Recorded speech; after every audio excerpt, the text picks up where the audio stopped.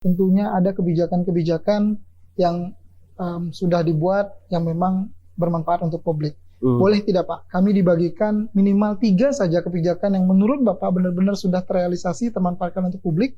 Lalu ada beberapa kebijakan lagi yang belum sebenarnya Bapak mau keluarkan, silakan. Yang pertama, kebijakan di sektor sosialisasi di sektor pertanian kita dan peternakannya. Tujuan kita ingin swasembada daging sapi ini harus dilanjutkan, dan pertumbuhan jumlah daripada sapi kita ini sudah cukup lumayan sehingga ini dapat mengurangkan harga sapi kita. Ya, ini memang yang begini-begini dirasakan langsung oleh masyarakat, tetapi jarang tahu kebijakan ini dari mana. Nah, terus kita menekankan kepada petani kita jangan hanya mengandalkan satu komoditi di dalam pertanian. Minimal kalau bisa 2 atau 3 komoditi. Kalau ada sawit, tanam dengan hortikultura juga, tanam juga dengan karet. Jadi nanti ada hasil bulanan, hasil 6 bulanan, dan hasil tahunan. Nah, disinilah strategi kita untuk mengamankan lada kita. Sehingga petani jangan sampai begitu panen lada dia langsung jual. Jangan. Dia ada komoditi cadangan. Jual saja komoditi cadangannya. Lada simpan, dia usianya kan lama. Betul. Makin lama justru makin mahal. Lama makin bagus dan makin mahal, makin menilai. Pada saat harga mahal mau jual. Nah, ini di sektor pertanian. Di sektor perikanan kita sekarang sedang menjadikan Bangka Belitung ini sebagai klaster udang faname. Klaster udang faname, dan ini ada yang belum selesai karena kita akan memanfaatkan kawasan hutan yang kritis untuk kita jadikan sebagai kawasan untuk pengembangan udang faname. Nah, ini masih di Kementerian Kehutanan, mudah-mudahan dalam beberapa bulan lagi akan selesai, dan ini bisa dimanfaatkan oleh masyarakat kita melalui pola kerjasama dengan Dinas Kehutanan. Ini sangat dahsyat sekali, karena potensi untuk ekspor udang faname ini masih sangat berpeluang. Bayangkan, kita Indonesia ini baru bisa menyerap 20%-nya kebutuhan dunia. Jadi 80% itu di samping disuplai oleh negara lain, tetapi masih banyak sisa yang belum dapat tersuplai. Jadi peluang ini mau kita ambil. Nah, di sektor kesehatan itu insya Allah ini baru saja kemarin kita melakukan operasi jantung pertama. Provinsi ke-16 Indonesia yang melaksanakan operasi jantung pertama, dan operasi jantung ini nanti akan terus berlanjut selama sampai 2 tahun sampai kita bisa melakukan operasi mandiri. Dan ini bagian daripada penyelesaian fasilitas penyediaan pelayanan rumah sakit. Ada 3 yang akan kita siapkan ini yang sudah berjalan ini: jantung, terus cancer, radioterapi kita sedang dibangun. Insya Allah radioterapi ini bulan November selesai. Terus yang ketiga ini nanti minggu depan tim dari Jakarta akan datang lagi satu khusus untuk stroke. Jadi jantung, stroke, dan cancer insya Allah ini sudah bisa dilayani pelayanan utamanya sebagai rumah sakit utama di provinsi kita. Ini yang dalam perjalanan akan segera kita realisasikan. Dan yang berikutnya adalah di sektor pendidikan. Sektor pendidikan ini kami melihat bahwa apa yang sudah kita lakukan selama 5 tahun ini sudah berjalan di rule-nya, dan banyak sekali kemajuan-kemajuan yang dirasakan oleh masyarakat kita, khususnya guru-guru dan para siswa. Nah, kita hanya terbentur karena masalah COVID kemarin saja, tapi itu tidak menjadi masalah.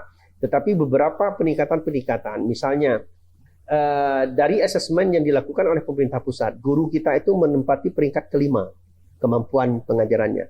Pengawas kita itu peringkat ke-4. Siswa kita pernah nilai tertinggi rata-rata ujian nasional. Sekarang ujian nasionalnya tidak ada lagi. Dulu masih ada ujian nasional yang terakhir kemarin. Kita adalah daerah yang tertinggi nilainya, provinsi yang tertinggi nilainya. Nah, sekarang kita memfokuskan bagaimana sekolah-sekolah kita ini dapat mengkolaborasikan dan mensinergikan dengan dunia usaha dan serta dunia industri berkenaan dengan apa yang menjadi tenaga kerja yang diharapkan ke depan. Nah, ini sedang dikolaborasikan sehingga kebijakan dari Dinas Pendidikan kita ini nanti tidak